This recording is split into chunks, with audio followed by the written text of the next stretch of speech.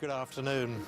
1,000 vessels are preparing to travel in a grand procession along the River Thames in the Diamond Jubilee celebrations that are now taking to the water. The river pageant in honour of the Queen's 60-year reign is the largest to be held in London since the 17th century. And despite the rain, thousands of street parties are being held across the United Kingdom as part of the big lunch Jubilee celebrations. Our royal correspondent Nicholas Witchell has our first report on the events of the day. The day is turning out to be, well, very British, and most especially in terms of the weather. The rain came down fairly constantly through the night and into the morning. And yet, despite the rain, tens of thousands of people were already taking their places along the riverbank undeterred. It won't dampen our spirits. We'll be here cheering her on. So it really is a very, very special occasion. Remember the coronation and the pouring rain then. Does it matter? Oh, well, it just makes you feel proud to be British again. It's just a shame the weather couldn't have obliged. On the river, the boats have been moving into their final positions. This was the belfry, carrying the bells which will signal the start of the pageant, being pushed upriver. The royal barge, which will carry the Queen and her immediate family, was having the finishing touches put to it. Close attention, not surprisingly, to the rain canopy. The man in charge of the staging of the pageant says the damp weather won't matter.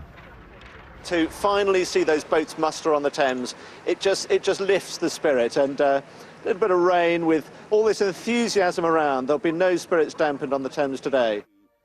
At Downing Street, the Prime Minister reconfirmed to Andrew Marr something that is self-evident, that the Queen will never retire.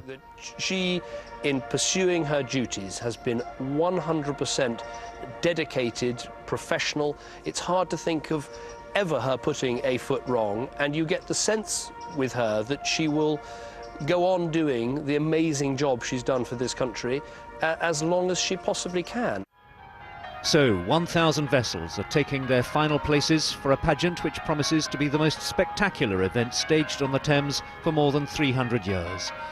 At 2:40, the pageant will begin at Albert Bridge, when the Jubilee bells peal just off Battersea Park. The royal barge will fall in behind the man-powered vessels and lead the flotilla down a 6-mile stretch of the river, under the bridges, past the Houses of Parliament and the Victoria Embankment, and under 5 more bridges until finally it reaches Tower Bridge, where the royal barge will moor at the naval shore station HMS President.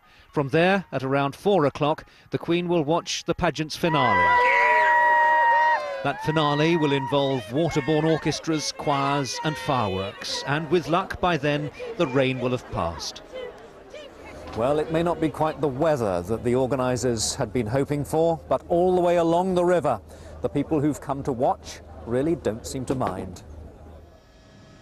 The crowds are gathered and the river is ready. The oarsmen are at their stations. Elsewhere, street parties are underway. Prince Charles dropped in on one near Piccadilly in central London. But it will be the river which gave life to London when the city was founded here, which will today provide the floating stage for this Jubilee pageant in tribute to the Queen. Nicholas Witchell, BBC News, at Tower Bridge.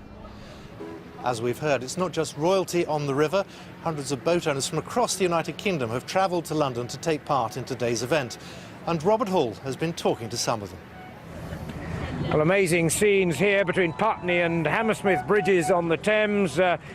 It started grey and drizzly, but the weather has lifted, and as every new boat comes up the river, the sense of anticipation is growing. There are vessels here from every inland waterway, from every port, right the way around our coast. People have travelled many, many miles to be here to join this procession. Let's find out about this one here. Good afternoon, sir. Tell me who you are and what the history of this vessel is. My name's Chris Ashton. This is Atta Boy. She was built in 1915 and she was at the Battle of Jutland aboard HMS Royalist. She's into military service. She has indeed, yeah. And how difficult has it been to get her here and all the ups and downs of this? It's been a trial, but we're here, so we're going to enjoy it. So no, everything's okay. We're fine, and I think the people here are fantastic. So tremendous atmosphere. Fantastic atmosphere so far this morning, yeah. there are vessels here representing pretty well every part of the working life of a river, and indeed our coastal communities as well. So let's move in and talk to the people here and try and find out a little bit about where they've come from. Good afternoon. Hello there. Who can tell me a little bit about your vessel? Okay, I can. Right, she is steam cutter number 438. She was built in 1897, which is the same year as Queen Victoria's Diamond Jubilee, so a great link there. And she was built by the Royal Navy to be carried on board a frigate and would have been used as a ship-to-shore runaround. So she was built for HMS Espiègle. How much work has gone into getting her looking as brilliant as she does? An awful lot. Many years worth of work to restore her. But a fantastic thing to be part of this. Oh, it's wonderful. Just wonderful. Absolutely magnificent. Well, we wish you a wonderful day. Thank you very much indeed. So there you are, just a taste of what's going to be on offer for the millions of people now lining the riverbanks downstream of us here as this amazing procession prepares to move off. Robert Hall there, thank you very much. Well, one of the main launch points for many of the boats is just down the river from here at Putney, and our correspondent Mike Sargent is there. Mike, not long to go now. No, the atmosphere is really building, and it's been a wonderful spectacle here in the last hour or so. Skiffs, sculls, rowboats, gondolas and dragon boats, they've all been launching from here and propelling themselves off down the river to join this vast armada, this collection of vessels of every type, size and vintage. Let's just quickly talk to some people watching the display. What do you make of it so far? It's been awesome. It's so much fun. Great time. Can't wait for it to carry on. It's quite a sight, hasn't it? Really colourful. Yeah. People really getting into the spirit of it. It's great. Everybody's really getting into the spirit of the Jubilee. Union Jacks everywhere. Yep. Brilliant. Woo! Okay, thanks very much. We enjoy the spectacle as the many thousands who are now lining the banks of the River Thames will do as well. Mike Sargent in Putney, thank you very much. Well, London's Battersea Park is just one of the main venues for the crowds who want to see what's going on during the celebrations. Hundreds of people have been queuing in the rain today, and amongst them our reporter Lorna Gordon. They came early and came prepared. Friends and families determined to be part of the big day. How can we miss today? You know, we wanted to get a really good spot, so we knew we had to get up early. We knew we had to invest in some waiting and queuing, didn't we? Yeah, I think it's good because our family's really royal. I'm a bit tired, but it's all worth it because I can't wait to see the Queen, and I think she's very good at being Queen. We all admire the Queen, so 60 years in the same job, it deserves to be rewarded. Here at Battersea Park, as the gates opened, first a trickle, then a rush, as people ran to secure the best views of the river. Chairs, brollies, blankets laid out, and Union flags aplenty. I've been here since about 7 o'clock this morning, so we've come down from Manchester and Gloucester.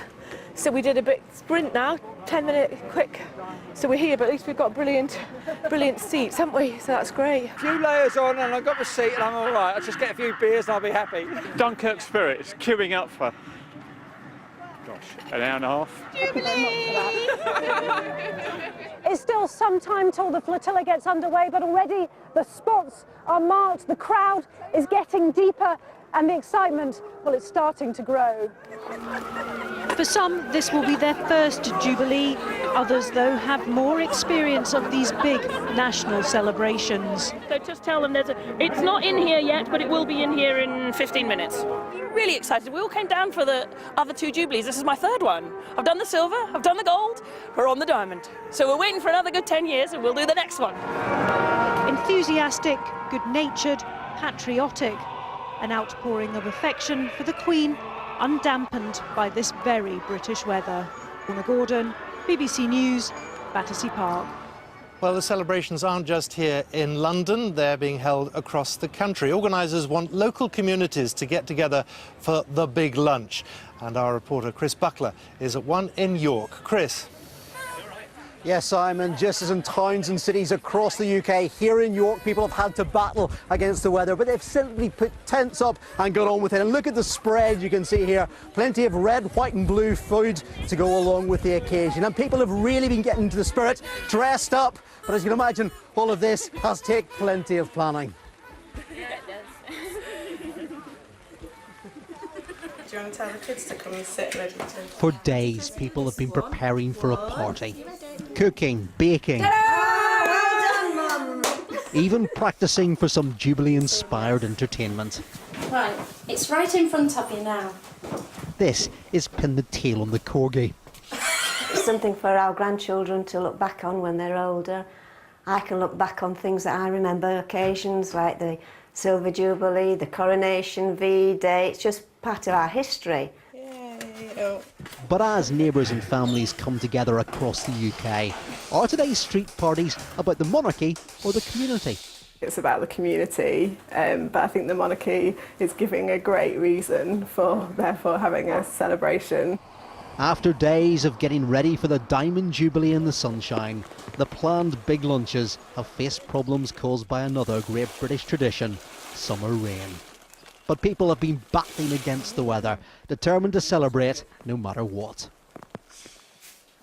Sylvia and Michael Fillingham were among those who gathered in Albion Avenue to mark the Queen's coronation 6 decades ago. Now a married couple, they're here again for this Jubilee. Coming out today and seeing what's gone on in the whole country, I just think it just tells people what we are and what we do in Britain. And in avenues across this land, 60 years of history is being marked. Even if in some cases it doesn't look much like land. In Leicestershire, this pub has been turned into a ship for the occasion. These the final preparations before people climb on board. Elsewhere, some have had no choice but to escape the wet weather. In Anglesey, the planned beach party has been cancelled, but that hasn't stopped the royal revellers. They've just moved events indoors. In Scotland, tables do line the streets.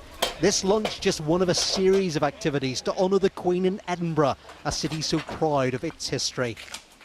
And there are people celebrating around the world. In Afghanistan, soldiers have put up bunting, joining in the festivities, even if they are far from home. The many parties across this long weekend are just beginning, and it will take more than a little bad weather to stop them.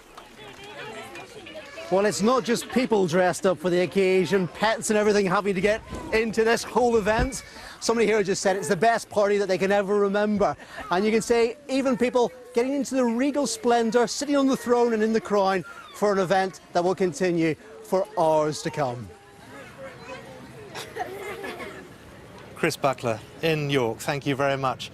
Well, the focus will inevitably move to the River Thames this afternoon for the royal pageant, with 1,000 vessels heading the 7 miles downriver towards the Tower of London. It'll take them 3 hours, and if you're positioned at any point along the river, you will see the whole procession go past you within a period about of 1 hour and 10 minutes. That's the size of the flotilla that is involved. But let's go now to Tower Bridge, because our royal correspondent Nicholas Witchell joins me now from there. And the word historic, we perhaps can be accused of overusing it, but not today.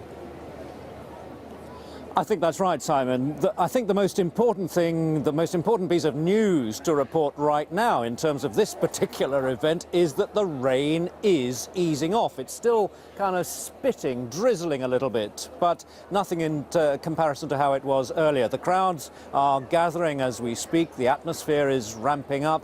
There are a couple of hundred Republican demonstrators just over there. They've come to protest, to put their particular point of view, but the overwhelming numbers who are gathered along the Thames today are here to support the monarchy, to show their gratitude to the Queen. Now, the people, of course, who've been organising this pageant have been working on it for a couple of years now, and they are hoping that this will be one of the most spectacular images of this Jubilee. So it all begins just after 2 o'clock. That's when the Queen and other members of the royal family, the Prince of Wales, the Duchess of Cornwall, and Prince William and the Duchess of Cambridge and others, they will be arriving down near Albert Bridge. Then at 2:40, as we've said, the Jubilee bells will peal, church bells will ring across the country, and that will be the signal for this Jubilee pageant along the Thames to begin.